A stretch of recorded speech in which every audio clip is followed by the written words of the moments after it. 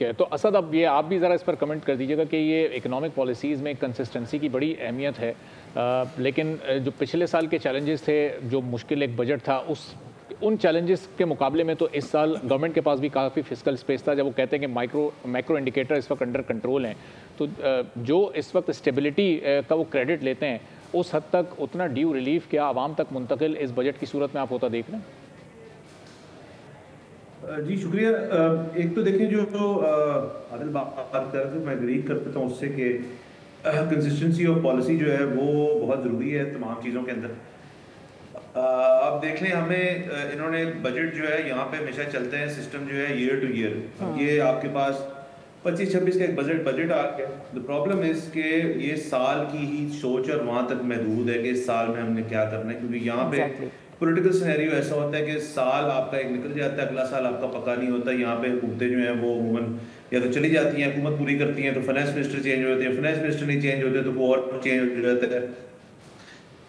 सो हर बंदे के ऊपर कर लें और वो रियल एस्टेट कर लें, तो उसके अलावा कौन से सेक्टर्स हैं जिसके ऊपर इतना ज़्यादा रिलीफ दी? ऑटो मार्केट के अंदर गाड़ियाँ जो है आपकी जीएसटी लगा के वो महंगी कर दी गई हैं, सोलर पैनल्स जो है वो महंगे कर दिए गए हैं। ये हमें दूसरा जो इसके अंदर सबसे जो ग्लेयरिंग एक डिस्क्रिपेंसी है मेरे नज़दीक, वो ये है कि एक तरफ आप कह रहे हैं कि जी हम इकोनॉमी को डिजिटाइज करना चाहते हैं, वेल एंड गुड, ठीक है, आप कैश जो है उसको एलिमिनेट करना चाहते हैं, लोग जो है वो डिजिटली ट्रांजैक्शंस करें, फिर आपने नॉन फाइलर्स के ऊपर बैंक अकाउंट खोलने जो है उन पर पाबंदी लगा तो बैंक अकाउंट खोलना तो एक ऐसी चीज होती है जिसके ऊपर आप डॉक्यूमेंट कर सकते हैं कि ऐसे शख्स को जो टैक्स मशवरे नहीं जमा कराता।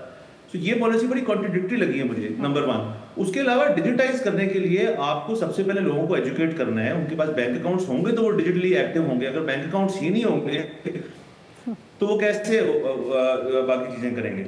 उसके अलावा जो आपकी ज़राअत की हद तक बात है, वो भी हमने कल देखा और वो भी बड़ी एक लिहाज से मायूस को नहीं थी कि टोटल जो ज़राअत जिसको उन्होंने कहा, फाइनेंस मिनिस्टर साहब ने कहा ये हमारी मईशत का इंजन है, उसके अंदर टोटली जो मैंने तफसीली नहीं पढ़ी, मैंने कोशिश तो बहुत की, लेकिन हर चीज़ पढ़ने के बाद मुझे तो नतीजा ये मिला कि एक पर्टिकुलर फैक्टर जो उन्होंने कहा है कि खाद वगैरह चीज़ों के ऊपर हम प्राइस इस साल इंक्रीज नहीं कर रहे, ये वाहिद रिलीफ तो इसको कहा भी नहीं जा सकता, ये तो कंसिस्टेंसी है, तो इसके ऊपर वो मुबारकबाद मिलनी चाहिए। ज़राअत अगर हमारा इंजन है तो उसके ऊपर और मजीद चीज़ें देनी चाहिए थी। असल में बात ये है कि ये बजट जो है इसके अंदर जो रिलीफ फैक्टर आई थिंक वो हमें निकाल देना चाहिए। वो ताज़ादी सैलरी क्लास पे यस थोड़ी सी चीज़ें हुई हैं, मैक्रो इंडिकेटर्स अपनी जगह हैं, लेकिन अगेन जब तक आप इन सारी चीज़ों के ऊपर बजट जो है वो वाज़े आपकी पॉलिसी नहीं करता, पॉलिसी के बाद आपका बजट वाज़े होता है। किसी भी चीज़ के ऊपर सोलर पॉलिसी आपकी कंसिस्टेंट नहीं है, आपकी एग्रीकल्चर पॉलिसी कंसिस्टेंट नहीं है। बिल्कुल सही है असद, आप बिल्कुल सही फरमा रहे हैं।